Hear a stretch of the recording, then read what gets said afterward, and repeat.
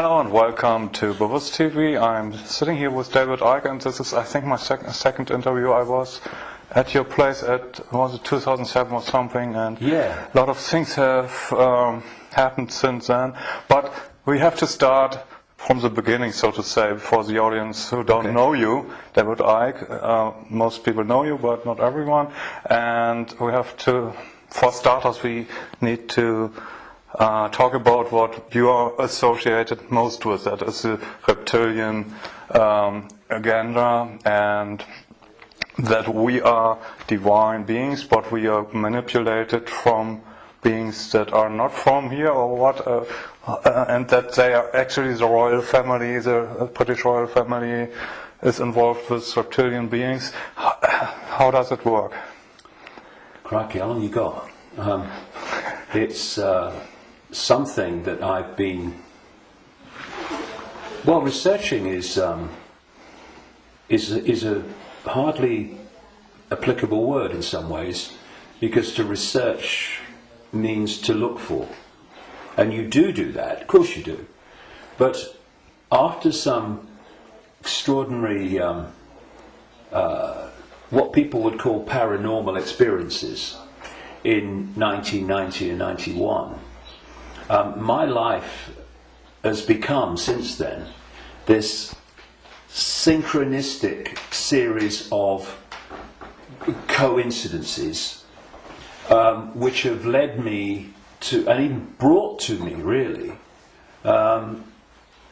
people, personal experiences, documents, books, and all these different sources that have put information before me in a very coordinated way, like some hidden hand is passing information to you. And it's not just random information, it's information that very clearly, as it comes into my life, has a direction.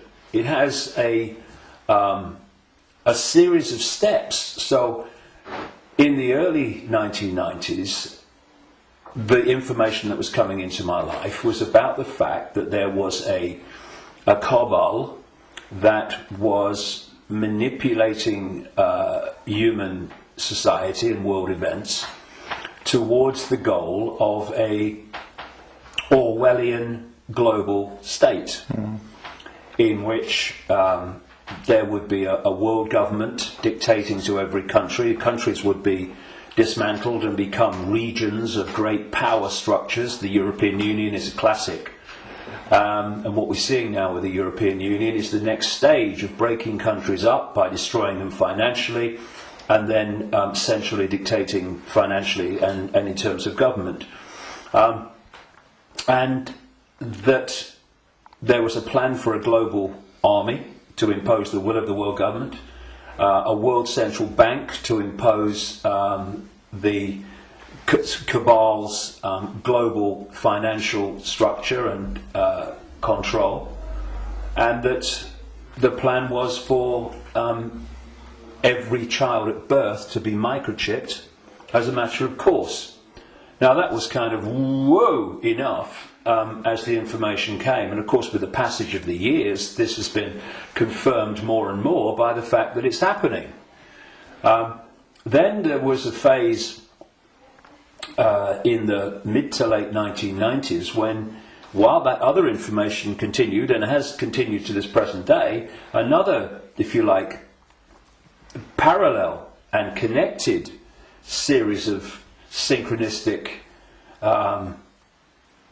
situations happened in my life which brought information to me, and this related to the fact that the network of families which go back to the ancient world that are behind this control system I've just described and its ambitions actually take a non-human form, a not just reptilian, though that seems to be the dominant one, but, and I've moved on from that too and gone into other levels a bit beyond that. But that there is a non-human force behind this attempt to lock down the world. And then from about 2002, 2003, right to the present day. All these continue, once they come into my life, these different areas, they continue together. That's why I work 12, 15 hours a day, keeping up with it. But this third phase, from about 2000, 2003, was the most important. Because without this, you can't really understand the rest. And that was about the nature of reality, the illusory nature of what we call physical reality, the fact that solidity is delusional, and that we live in a holographic, illusory physical reality, which is only one level of many multi-levels of this reality, which operates on a waveform level, vibrational level, it operates on an electrical level, it operates on a digital level, and it operates on the holographic level, which we in the conscious mind perceive as the world. And to appreciate that when I look through my eyes, another illusion funnily enough, which is why when people have near-death experiences, they leave the body and they're looking down on the body with the eyes, but they're still seeing. So, I mean, the scale of illusion in our so-called physical experience is extraordinary. I mean, and we've not got to the bottom of it yet. But it is that when I look through my eyes, shall we say, that people think that they're seeing everything there is to see in the space that I'm looking at. No, they're not. They're seeing a tiny band of frequency called visible light, which is so tiny it is ludicrous. And the rest of what exists in this universe, and even mainstream science would say this, although it's Stone Age science I would suggest, but even it sees this, that the overwhelming vast majority of what exists in this universe, in energy, matter, mass, whatever you want to call it, its different forms, we cannot see. And therefore, we are living, if you like, in like a holographic television channel. So, all I'm seeing now as I look here is this tiny frequency range called visible light. Channel 1. Yeah, but all the other levels of reality also share the same space as the one that we're experiencing. And, you know, we've got digital television coming in now and all that stuff, but if you take the analog version of television, radio too, they are sharing the same space without interfering with each other, because they're on different frequencies. And thus, interpenetrating this reality that we experience with the conscious mind, it are all the other realities where very, very different worlds are manifest, and with very different what we call laws of physics. And so it's from these frequencies that are very, very close to this one that we use the term with radio and television where interference takes place. And if you have two radio stations that are well away from each other in the frequency band, then they don't interfere with each other. One's not aware of the other one. But you get two frequencies that are close, and you can get, it might be dominated by one, but there's interference from the other. Why? Because the frequencies are very close. Well, these manipulating entities, forces, shall we say, operate from a frequency band that's very close to this one, but not this one. So but we might not see them, but they might be here. Well, let's give an example.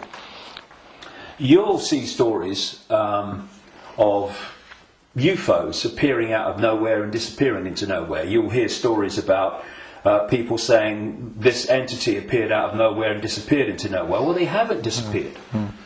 And they haven't appeared out of nowhere. What they've done is they've entered the frequency band that we can decode, the visible light frequency band that I'm talking about, and when it enters that, we start decoding that information because it's now in our ability to do that. And as we start decoding it, bang, to the observer, it appears that it's just come out of nowhere. And then it leaves that frequency range, and to the observer, it's disappeared into nowhere. It hasn't. It's just left that band that we can decode, which is tiny. And so, when I find this particularly compelling, when I go around different ancient beliefs and explanations of what's happening, and you find that although they're using different names, they're telling the same story. For instance, there was a group of people, or shall we say a belief system, which goes back hundreds of years and has become known as Gnostic.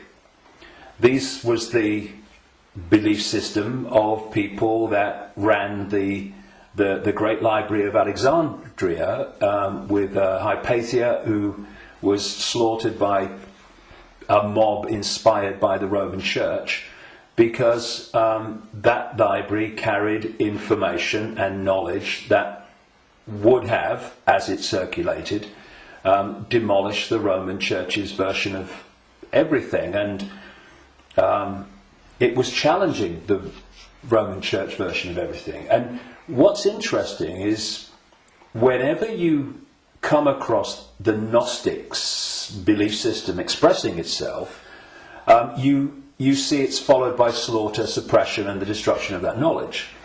So the Cathars in southern France were Gnostics in terms of their belief system. We'll go into what that belief system is in a second. And so, again, in went the church, and all these, people that kill for the church, and they destroyed the Cathars. It's, I think, 1244 was the last stand to the mountain fortress at Montségur in southern France, in the foothills of the Pyrenees. And again, it's not just we slaughter them, but we destroy their knowledge. But a fantastic thing happened in 1945, when a sealed jar of Gnostic writings, quite considerable writings, was found by a peasant in Egypt in 1945. And they describe much of the Gnostic belief system. Now, key in my interest, one of the things, of course, as a quick aside, they were telling a very different version of the Christian story.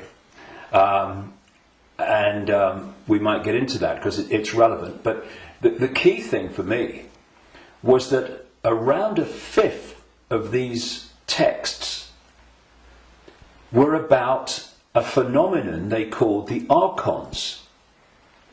And the archons, these Gnostics said, were a manipulative force that operated outside of human sight, that was basically, as we would call it, an energetic form rather than what we would call a physical form, though it could manifest as physical form through holographic projections and stuff.